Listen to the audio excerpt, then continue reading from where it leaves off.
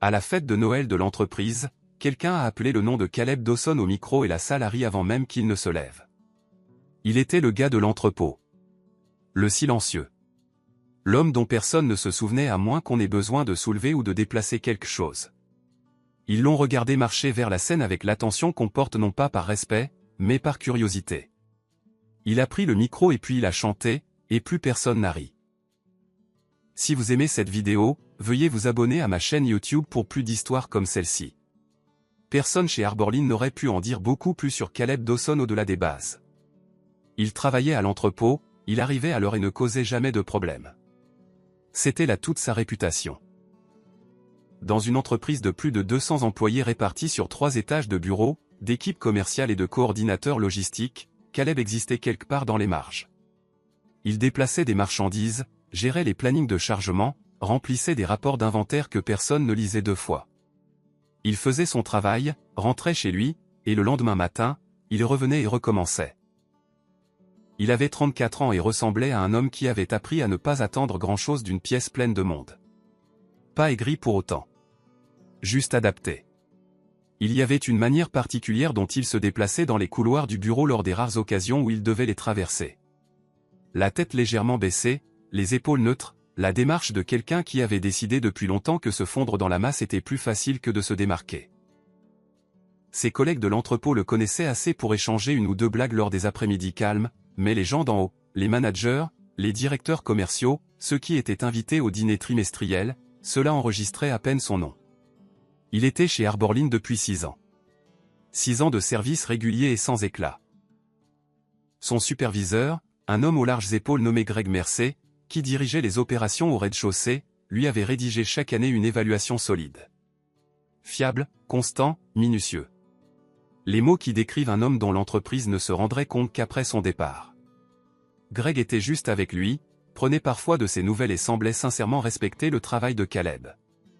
Mais même Greg ne savait pas grand-chose de qui était Caleb en dehors des murs de l'entrepôt. Ce qu'aucun d'eux ne savait, c'est que Caleb Dawson avait autrefois désiré quelque chose de très différent de sa vie. Des années plus tôt, avant Arborline, avant l'entrepôt, avant que tout ne bascule, la musique avait été le seul endroit où il se sentait pleinement lui-même. Il chantait depuis son adolescence, non pas pour un public ou des applaudissements, mais parce que c'était la seule chose qui rendait le silence confortable. Sa voix était quelque chose qu'il avait découvert en silence, comme certains découvrent qu'ils sont doués pour la peinture ou pour réparer des moteurs. Elle n'était pas entraînée, pas polie, mais elle était réelle, et pendant une période de sa fin de vingtaine, il avait cru qu'elle pourrait devenir quelque chose de plus. Cette période s'est terminée lorsque sa femme Rachel est tombée malade. Les détails de ces années n'étaient pas quelque chose dont Caleb parlait, et ce n'était pas non plus quelque chose qu'il portait ouvertement sur son visage, mais c'était là. Rachel avait été la personne qui l'avait poussé vers la musique, quand il voulait arrêter, qui s'asseyait au fond des petites salles avec un café et lui disait ensuite exactement ce qu'elle pensait, honnêtement. Toujours honnêtement. Quand elle est morte, il a mis tout ce qui touchait au chant dans une boîte, pas de manière dramatique, pas avec une grande décision, mais lentement, comme fonctionne le deuil. Un jour, la guitare était dans le placard. Puis elle a disparu. Et puis les années ont passé et il n'y pensait plus vraiment. Il avait une vie à entretenir, un travail à garder, une routine qui maintenait tout ensemble. Il n'était pas exactement malheureux. C'était simplement un homme qui s'était accommodé d'un monde étroit et avait appris à y trouver assez pour continuer.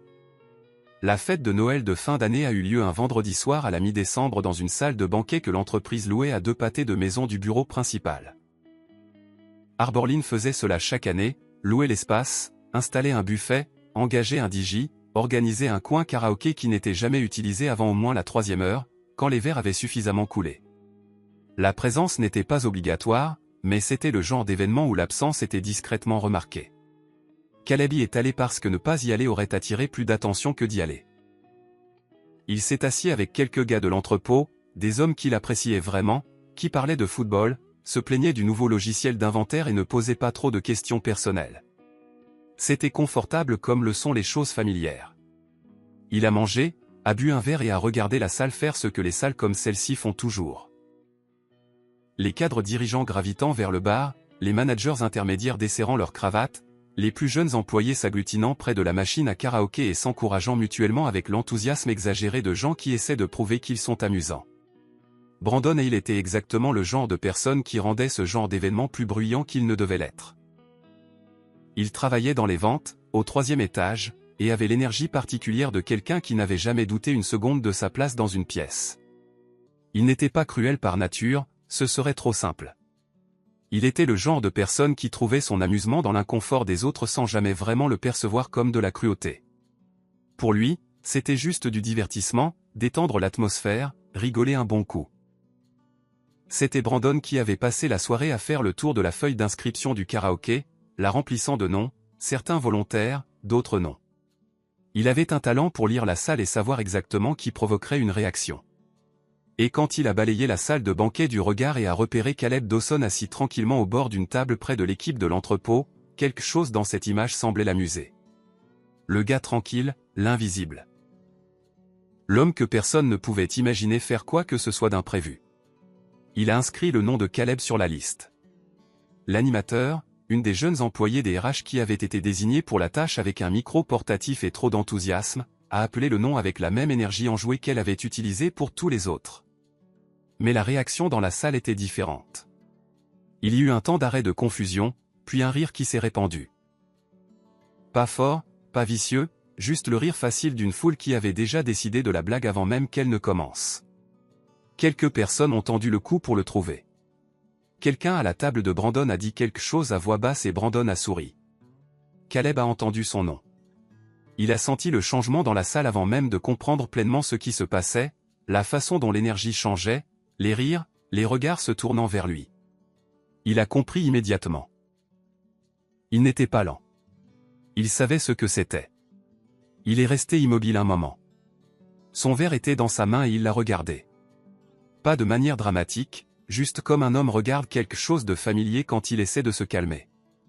Les gars de l'entrepôt à sa table l'ont regardé avec des expressions qui disaient qu'ils ne savaient pas quoi faire non plus, s'ils devaient rire avec les autres, détourner le regard ou dire quelque chose.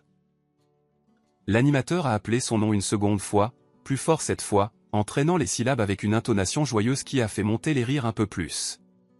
Chaque partie de son corps lui disait de secouer la tête, de faire un geste d'impuissance, de dire qu'il passait son tour et de laisser le moment mourir tranquillement, comme la plupart des moments le faisaient quand il était impliqué. C'était la chose raisonnable, la chose sûre, la chose qui maintenait son monde exactement aussi petit et gérable qu'il l'avait arrangé. Il a posé son verre sur la table. Il s'est levé. Les rires ne se sont pas arrêtés, bien au contraire, ils ont même légèrement augmenté parce que le simple fait de se lever était en soi le début de la blague. Les gens regardaient maintenant. Pas seulement la table près de Brandon, mais d'autres dans la salle, attirés par le changement d'attention, comme les gens le sont toujours quand ils sentent que quelque chose d'embarrassant est sur le point de se produire. Diane Foster, l'une des coordinatrices seniors du 2e étage, qui se tenait près de la table des desserts avec un verre de vin, s'est retournée pour regarder. Quelques cadres près du bar ont jeté un coup d'œil. Caleb a marché vers la scène. Il n'allait ni vite ni lentement. Il ne regardait pas le sol. Il regardait droit devant lui, ce qui était en soi un petit acte de quelque chose. Pas de défi, pas de performance, juste un refus de faire semblant que cette marche n'avait pas lieu. La salle de banquet n'était pas grande, mais elle semblait longue à ce moment-là. Chaque pas était visible. Chaque pas faisait partie de la blague que Brandon avait construite. Il est arrivé sur scène. L'animateur lui a tendu le micro avec un sourire à moitié encourageant, à moitié incertain. La liste des chansons était déjà prête, Brandon avait choisi quelque chose, visiblement parce que Caleb ne s'était inscrit pour rien lui-même. Il a regardé l'écran. Il a regardé le micro dans sa main. Les premières mesures ont commencé à jouer dans les enceintes, doucement d'abord, remplissant le bourdonnement de fond de la salle. Et Caleb Dawson, ouvrier d'entrepôt, veuf, un homme qui avait passé 6 ans à se rendre invisible dans ce bâtiment, se tenait sur cette petite scène devant toute l'entreprise et prenait une décision que personne dans cette salle, y compris lui-même, n'avait pleinement anticipée. Il a porté le micro à ses lèvres et il a choisi de chanter. La première note est sortie plus petite qu'il ne l'avait prévu. Pas faible, pas brisé, juste contenu comme quelque chose qui avait été gardé dans un espace clos pendant très longtemps et qui n'avait pas encore appris à s'étendre.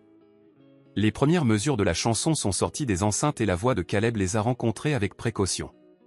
Trouvant la mélodie comme une personne trouve ses repères sur un terrain inconnu. Quelques personnes aux tables près de la scène souriaient encore, portant encore l'élan de ce qu'elles avaient trouvé drôle 30 secondes plus tôt. Quelqu'un près du fond a fait une remarque qui a arraché un court rire aux gens autour de lui. La salle n'avait pas encore décidé de le prendre au sérieux, et il pouvait sentir le poids collectif d'un public qui avait déjà écrit la fin avant que l'histoire ne commence. Il n'avait pas chanté devant des gens depuis des années. La dernière fois remontait si loin que le souvenir semblait appartenir à quelqu'un d'autre.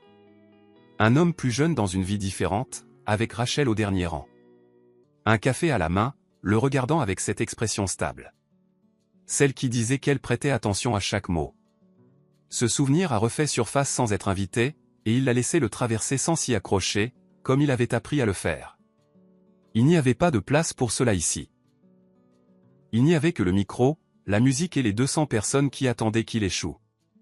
Sa voix était basse au début, se déplaçant à travers le couplet avec une retenue que certains auraient pu prendre pour de la nervosité. Et peut-être qu'une partie l'était.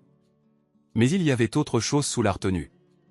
Quelque chose qui avait été scellé pendant longtemps et qui commençait très lentement à se déceler. Les muscles de sa poitrine se sont détendus d'une manière qu'il n'avait pas anticipée. Ses épaules ont baissé d'un demi-centimètre. Là maintenant le micro s'est stabilisé. Et quand il est arrivé à la fin du premier couplet et est entré dans le refrain, quelque chose a changé. Pas dramatiquement. Pas avec une annonce visible. Mais comme une marée qui change. Progressive, inévitable. Impossible à arrêter une fois qu'elle avait commencé. Sa voix s'est ouverte. C'était la seule façon de le décrire. Un moment elle était prudente et contenue, et l'instant d'après elle était tout autre chose. Plus profonde, plus pleine, portant un poids qui n'avait rien à voir avec le volume et tout à voir avec la vérité. Les notes qu'il atteignait n'étaient pas celles d'un homme qui se produit pour une foule. C'étaient les notes d'un homme qui avait vécu à l'intérieur de quelque chose de douloureux pendant très longtemps et qui avait trouvé, totalement par hasard, le seul endroit où cette douleur prenait une forme. La salle l'a ressenti avant de le comprendre. C'était la chose étrange avec une voix. Comme ça, elle atteignait les gens à un niveau inférieur. En dessous de la pensée, en dessous de la partie du cerveau qui décide d'être impressionné. Elle arrivait simplement. Et les gens dans cette salle de banquet n'avaient pas de vraie défense contre elle. Les rires se sont arrêtés par section. D'abord les gens plus proches de la scène qui pouvaient sentir l'acoustique changer à mesure que sa voix s'étendait. Puis les tables au milieu où le changement d'atmosphère voyageait comme un courant lent. Puis le fond de la salle où les conversations continuaient en murmures étouffés. Celles-ci aussi se sont taries, une par une, jusqu'à ce que le seul son dans toute la salle soit la voix de Caleb Dawson traversant une chanson que personne n'avait imaginé devoir compter. Diane Foster, qui s'était retournée par simple curiosité quand son nom avait été appelé, se tenait maintenant complètement immobile près du bord de la salle. Son verre de vin était dans sa main, mais elle avait cessé de boire. Elle regardait la scène avec l'expression de quelqu'un qui recalibre, qui réorganise tout ce qu'elle croyait savoir d'une situation. Elle avait vu Caleb dans le bâtiment auparavant, lui avait fait un signe de tête dans l'ascenseur, avait peut-être échangé 2 phrases au total au cours des années où il avait travaillé là. Elle n'avait pas d'opinion particulière sur lui. Elle comprenait maintenant, de la manière spécifique et légèrement inconfortable que produit une véritable surprise, qu'elle ne l'avait simplement jamais regardé. À la table de Brandon Hale, la réaction était plus calme et plus difficile à lire. Brandon avait commencé la soirée dans la position de quelqu'un qui contrôle la blague, qui connaît la chute avant tout le monde. Cette position exigeait une certaine posture, une certaine disposition à jouer l'amusement pour les gens autour de lui. Mais maintenant, la blague avait fait quelque chose qu'il n'avait pas conçu. La salle ne riait pas. La salle écoutait, et Brandon était assis avec son verre devant lui, son expression faisant quelque chose de compliqué, comme le visage d'une personne quand le sol bouge sous une conclusion dont elle était certaine. Il n'est pas parti. Il n'a pas non plus détourné le regard. Il est resté assis, et son visage s'est lentement installé dans quelque chose qui n'était ni amusement ni gêne, mais une sorte de silence nouveau pour lui dans une pièce comme celle-ci. Caleb a chanté le refrain une seconde fois, et la plénitude de sa voix n'a pas diminué. Elle a grandi, contrôlée et délibérée, comme un homme construit quelque chose quand il sait exactement ce qu'il fait, même si personne autour de lui ne l'attend. Il ne faisait pas de l'épate. C'était ce qui rendait le tout aussi percutant. Il n'y avait pas de performance au sens théâtral, pas de recherche d'effets, pas de conscience de son propre impact lisible sur son visage. Il chantait simplement, et l'honnêteté de cela, l'honnêteté nue et sans ornement d'un homme debout sur une scène faisant quelque chose de vrai, était ce à quoi la salle ne pouvait pas détourner son regard. Quand la dernière note s'est éteinte et que la musique s'est estompée des enceintes, la salle de banquet est restée silencieuse pendant 3 secondes entières. Pas le silence de l'indifférence, mais le silence de 200 personnes qui venaient d'être transportées quelque part d'inattendu et n'avaient pas encore trouvé le chemin du retour. Puis les applaudissements ont commencé, et ils n'étaient pas polis. C'était le genre d'applaudissements qui surprend ceux qui les font, qui commencent quelque part involontairement et se propagent avant que quiconque décide consciemment de se joindre. Des gens se levaient à quelques tables près de la scène. Quelqu'un a laissé échapper un sifflement aigu depuis le fond. L'animateur, qui se tenait sur le côté avec son micro à la main, avait l'air sincèrement secoué, de la manière agréable qu'ont les gens quand quelque chose a dépassé toutes les attentes qu'ils avaient en entrant dans une pièce. Caleb a baissé le micro. Il est resté sur cette scène et il a regardé la salle, non pas avec triomphe, non pas avec l'expression d'un homme savourant un retournement de situation. Il l'a regardé comme quelqu'un regarde quelque chose qu'il est encore en train de rattraper. Il a rendu le micro à l'animateur, est descendu de scène et est retourné vers sa table. Les applaudissements l'ont accompagné jusqu'au bout. Ce qui s'est passé ensuite était plus difficile à gérer que la performance elle-même. Les gens sont venus. Pas tous à la fois, mais par vagues, comme l'attention a tendance à se déplacer dans les situations sociales quand elle a été redirigée vers quelqu'un qui ne la détenait pas auparavant. Certains étaient sincères. Une femme du service RH qui s'est présentée comme quelqu'un qui travaillait au même étage depuis 3 ans et a admis n'avoir jamais rien entendu de tel. Un homme de la logistique. Quelqu'un avec qui Caleb avait travaillé en parallèle sans vraiment le connaître, qui lui a serré la main trop fermement et a dit quelque chose comme « Je ne savais pas, mec », sur un ton qui se voulait complimenteur mais révélait aussi, sans le vouloir, à quel point ses attentes étaient basses. D'autres étaient plus maladroits. Quelques-uns de ceux qui avaient ri près de la table de Brandon se tenaient maintenant aux abords de l'espace de Caleb avec des expressions qui ne savaient pas quoi faire d'elles-mêmes. Ils souriaient trop fort. Ils disaient les bonnes choses sur le mauvais ton. L'une d'elles, une jeune femme des ventes dont Caleb n'avait jamais appris le nom, lui a dit que c'était tellement incroyable 3 fois dans la même conversation de 30 secondes, la répétition trahissant le fait qu'elle n'était pas vraiment sûre de quoi offrir d'autre à quelqu'un qu'elle avait si complètement sous-estimé. La réalité pratique était assez simple à esquisser. Il avait un travail avec des horaires stables et un salaire sur lequel il pouvait compter. Il avait une vie qui, bien qu'étroite, était fonctionnelle. L'entrepôt était quelque chose qu'il savait gérer. La logistique de Arborline était quelque chose qu'il comprenait. S'aventurer dans quoi que ce soit de nouveau, même quelque chose d'aussi peu risqué que ce que Greg décrivait, signifiait une exposition. Cela signifiait se mettre devant des inconnus avec l'attente que sa voix valait leur attention. Cela signifiait exister visiblement d'une manière qu'il s'était entraîné pendant des années à ne pas faire. Et en dessous de tout cela, en dessous des considérations pratiques et des préoccupations logistiques, il y avait la chose réelle. La peur que s'il essayait, quelque chose tournerait mal d'une manière qui confirmerait ce qu'une partie de lui avait toujours soupçonné. Que la version de lui-même qui croyait en sa propre voix était morte quelque part au cours de ces années avec Rachel. Et ce qui restait n'était pas assez pour construire quoi que ce soit de nouveau. Cette peur n'était pas dramatique.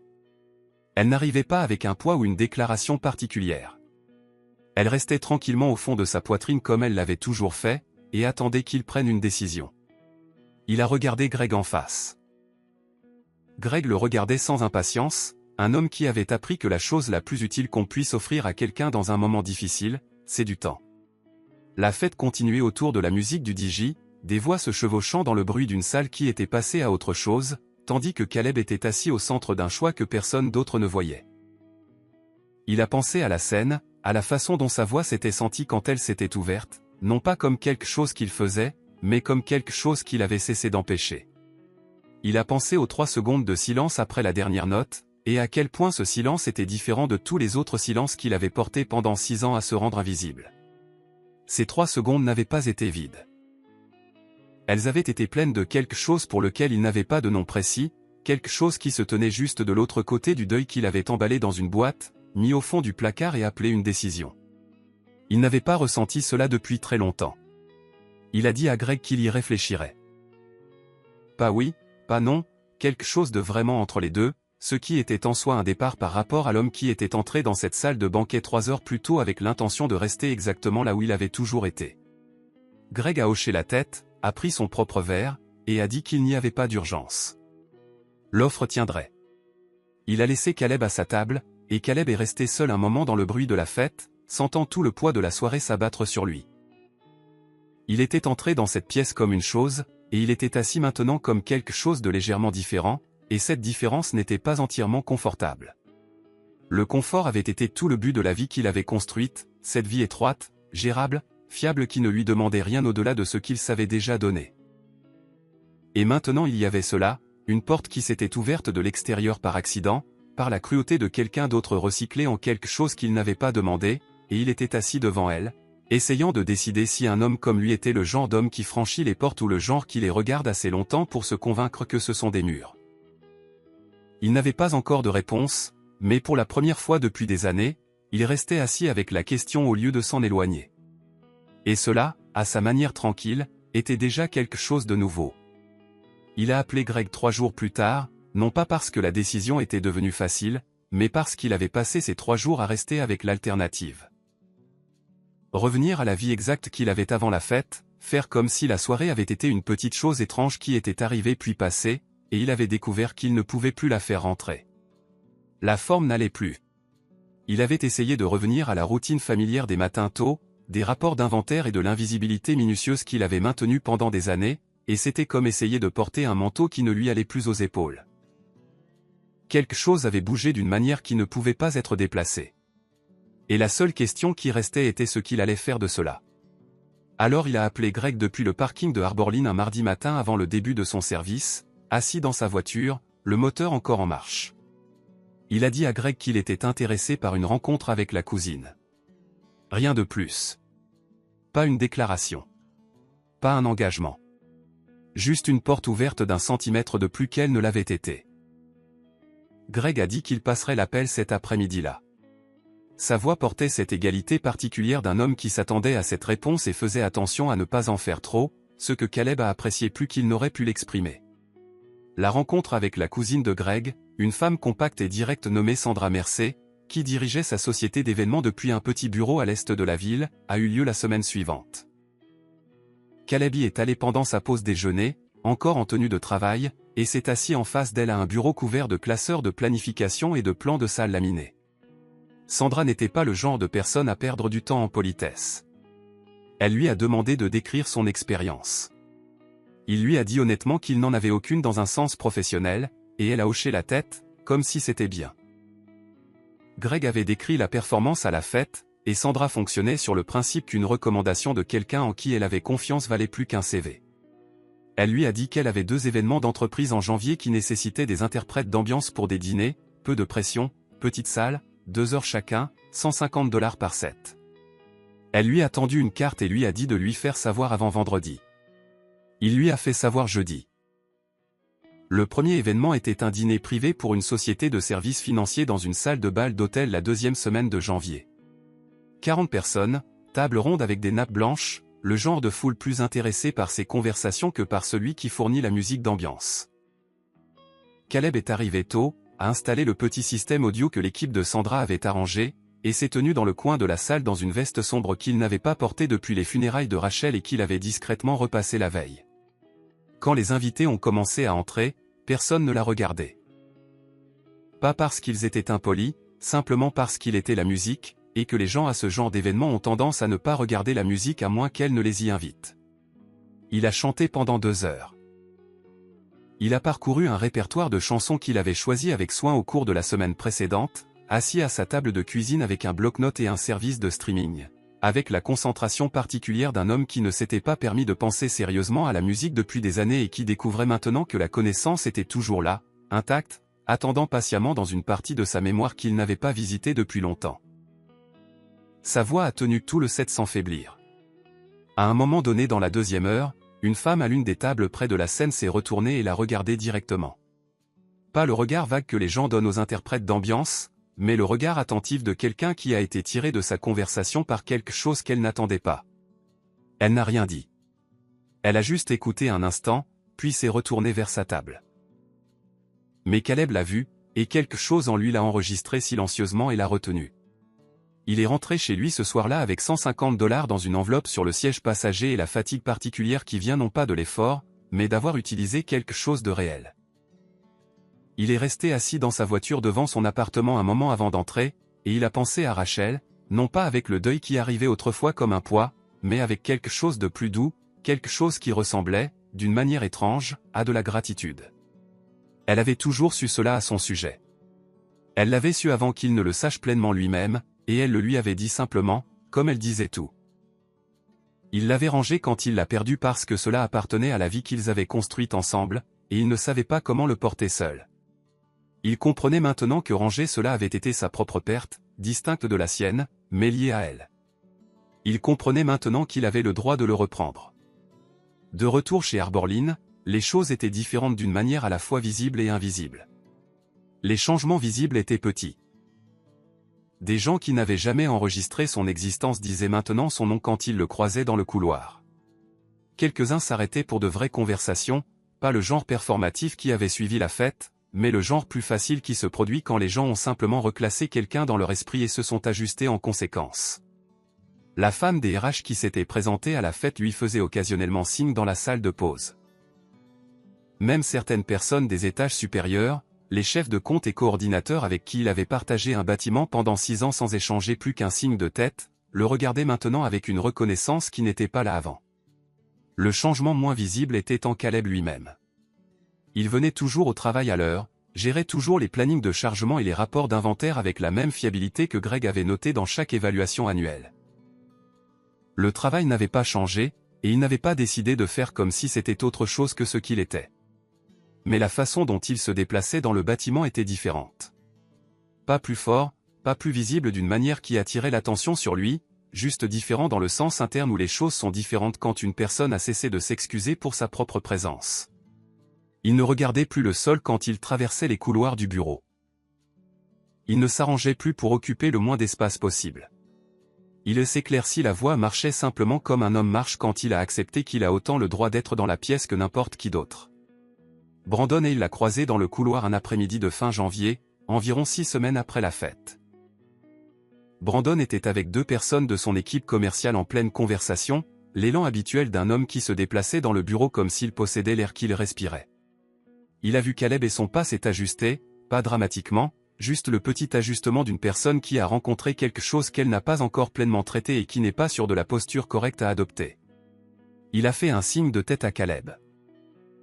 Pas le signe de tête dismissif d'un homme qui est déjà passé à autre chose, mais le signe de tête légèrement incertain de quelqu'un qui essaie encore de déterminer ce qu'il doit et à qui.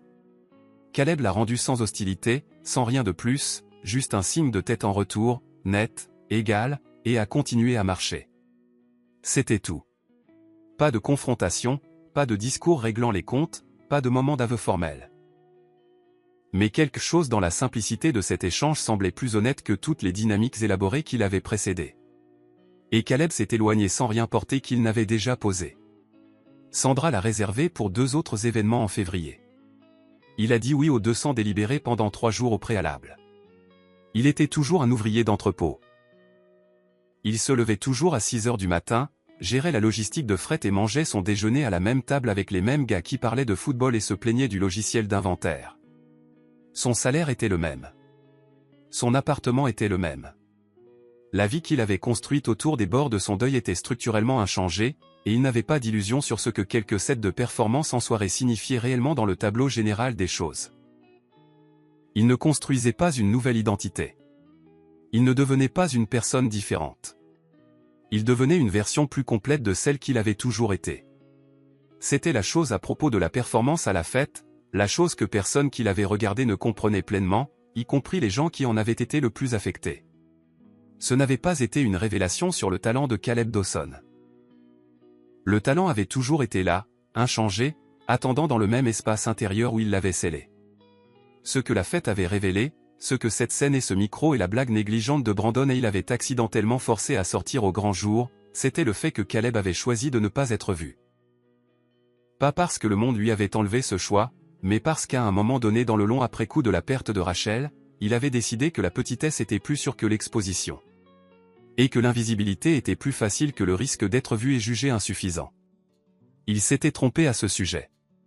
Pas catastrophiquement, pas d'une manière qui exigeait du deuil ou de l'auto-récrimination. Juste trompé de la manière calme et ordinaire dont les gens se trompent sur eux-mêmes quand ils portent quelque chose de lourd depuis trop longtemps et qu'ils ont oublié qu'ils peuvent le poser. Il le posait maintenant. Lentement, sans cérémonie, de la manière dont les choses réelles ont tendance à arriver, non pas dans le moment dramatique unique qui fait une bonne histoire, mais dans l'accumulation de petits choix faits un par un. Un appel téléphonique depuis un parking. Une rencontre pendant une pause déjeuner. Une carte donnée à Sandra un jeudi au lieu d'un vendredi. Un signe de tête dans un couloir qui ne portait que sa propre simplicité. Une veste sombre repassée la veille d'une performance pour une salle qui ne regardait même pas. Rien de tout cela n'était bruyant. Rien ne nécessitait un public. C'était juste un homme décidant pour la première fois depuis longtemps que la vie à l'intérieur de lui valait la peine d'être vécue à voix haute. Et il est entré dans chaque matin qui a suivi avec cette même certitude tranquille, sans hâte, et assurée.